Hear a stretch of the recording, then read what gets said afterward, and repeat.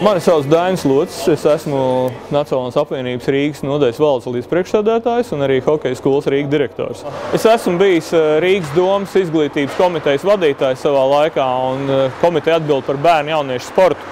Un šobrīd es vairāk kā 10 gadus strādāju hokeja skolā Rīga un es lieliski zinu, kādas ir problēmas, ar ko saskarās šodien jauniešu bērnu un vispār Rīgas iedzīvotāji saistībā ar sporta, iespējām apmeklēt sporta nodarbības. Viena no lielākām problēmām Rīgā ir tā, ka nav pietiekami daudz sporta bāzes un pēdējo gadu laikā īstenībā nekas liels nav uzbūvēts. Un šeit var runāt gan par profesionālo sportu, par lielo sportu un tāpat daudz nopietnāk par to, kas saistās ar bērnu un jauniešu sportu. Ja? Tātad sporta stadioni, es nerunāju arī par ledus hallēm, kas vispār ir ļoti maz. Un, ja mēs runājam par masveidību, tad tas noteikti ir viena no lielākām problēmām. Dabīgi, ka otra lieta ir tā, ka arī tā ir dārdzība, ja? Jo, piemēram, hokejs ir pietiekami dārgs un visi vecāki nevar atļauties savus bērnus sūtīt hokejā, un mēs no tā ļoti daudz ko zaudējam.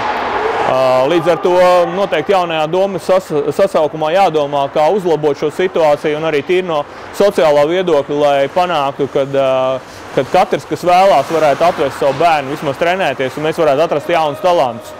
Latvijas sportā un arī tā skaitā Rīgā šobrīd ir ļoti svarīgi, lai mēs nebūtu atkarīgi no ārvalstu ietekmes, kas saistās arī ar finansējumu.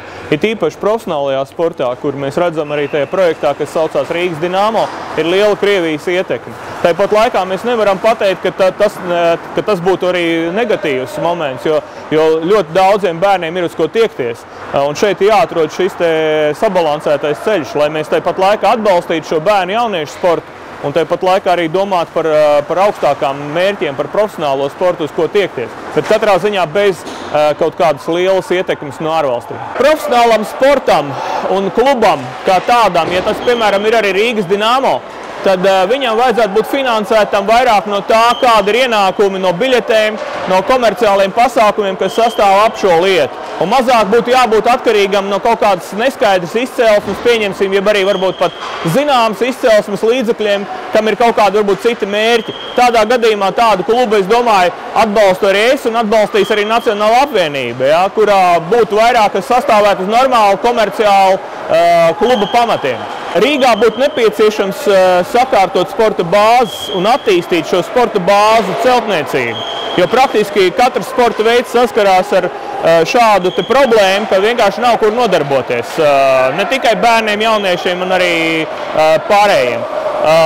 Bet es pat domāju, ka būtu jāattīst mazie un vienkāršie sporta laukumi mikrorajonos, lai Rīgā sports aiziet pa visu pilsētu. To mēs arī redzam normālās attīstītās Eiropas pilsētās, ka tā tas darbs tiek organizēts. Piemēram, Daugavas stadions, kas ir viena no lielākām sporta būvēm Rīgā, tur jau sen nekas īsti nenotiek. Mēs runājam par to, kad ir dažādi projekti, ka vajadzētu sakārtot, attīstīt, ka tur būtu tāds multifunkcionāls, kur notiktu gan futbols, vieglatlētika un varbūt arī dziesmu svētku sarīkojumi vai deju svētkus varētu sarīkot.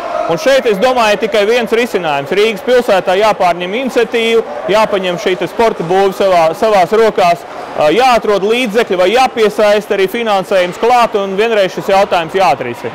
Galvenais Rīgas domas mērķis, manuprāt, ko vajadzētu panākt, ir masveidība, lai bērni, jaunieši, lai pieaugušiem būtu iespēja nodarboties ar sportu, lai mazāk būtu jādomā par to, kā mēs cīnīsimies ar sekām, bet lai būtu šis veselīgais dzīvesveids un lai būtu nodarbošanās. Rīgas domas vēlēšanas mēs varam pielīdzināt komandu sporta spēlēm.